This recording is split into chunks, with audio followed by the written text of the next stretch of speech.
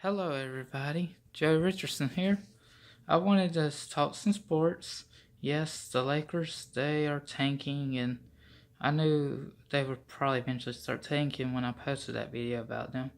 Well, let's just say LeBron missing some games, whether he was really injured or not, is questionable. Somebody I talked to said he probably was sitting out on purpose and wasn't actually that injured. But who knows? Either way, him missing those games cost the Lakers a shot at the playoffs. They really did bad once he was out of the lineup, and I question if LeBron's even worth the price of $38.5 million a year. I think not. No, he needs a superstar next to him. He doesn't play defense.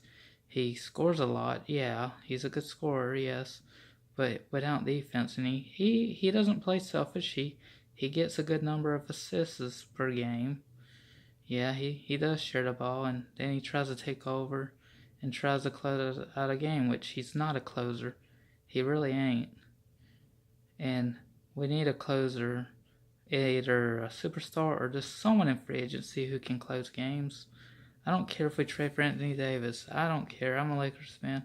I'm tired of them losing. I'm not a bandwagon fan like I used to be, where I went from liking the Bulls. Michael Jordan's retirement obviously caused me to switch teams, but I I did stop following NBA after Jordan's retirement. Wouldn't wanted to be a Wizards fan, but they weren't good enough, even with Jordan, to really be anything. But I did like watching him, even if he wasn't as good when he played with Wizards. But I decided to like Kobe and the Lakers. And yeah, trading Shaq was, well, it had to be done because they weren't getting along as a teammate or as a person. Neither one could get along with the other. But yeah, Shaq had a decent career and so did Kobe, with or without them on the team. Kobe really needed somebody beside him like Paul Gasol, and that's when they started winning again.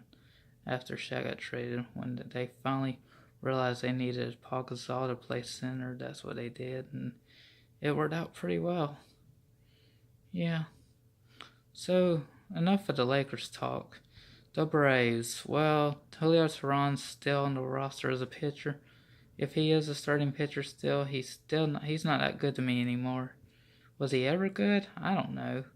Julio Teheran is still under 30 years old, like 28 or something like that. I don't know.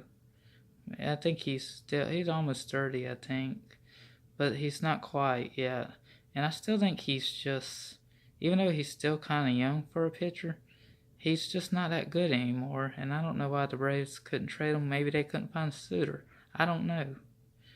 I just know that McCann and Flowers, they'll probably be splitting time at catcher. I think McCann, I don't think he's in his prime anymore. He's not going to hit a ton of home runs. I think if he hits double digit home runs, even if it's like 10 to 12, I think the Braves will be happy with that. Even if he only bats like 250 to get those home runs, it still wouldn't be a bad numbers for McCann at this point in his career. Flowers, pretty much the same, I would expect. I don't know if I'd expect as much or better, but Suzuki was a good hitter for a catcher, but he got old and it was time to move on for him. So bringing back McCann, and keeping Flowers back for another year, probably not a bad idea. And I will say this: Swanson was not traded like the guy that runs the basketball league wanted him to be. It's unfortunate for him, I guess. I think he deserves to stay on the team and maybe prove that he can be a consistent hitter. He did come up big in certain moments, but he didn't always come up with hits when he needed to, and he wasn't consistent enough with the bat. So that's one thing he's got to work on. And I gotta say this: the outfield will look good. I mean, I'm hoping that you know I wasn't too thrilled about Markakis, but I'm still optimal that he will perform good, even though he just got a new deal. The Braves can always send him packing if he doesn't perform well, just like they did with Batista when he was working third base. Now, the new acquisition I like is Josh Donaldson.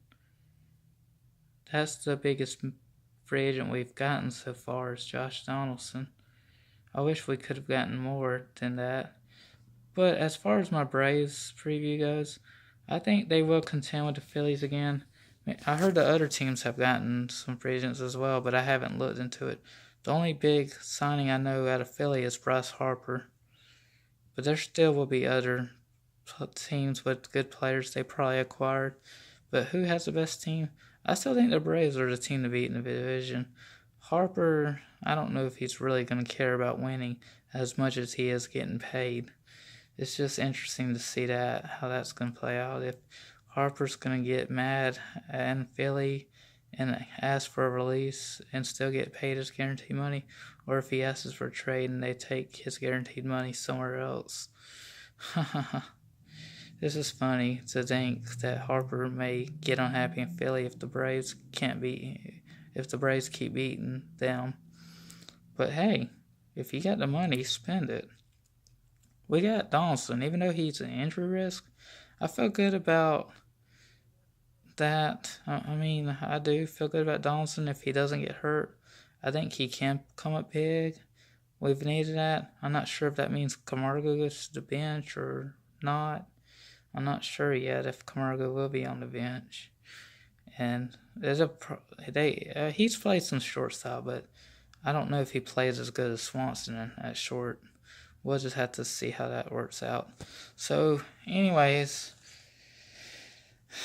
March Madness is here, and I don't have any preview for that one. I just want to say go Tar Heels, and like, subscribe, you know, comment if you like.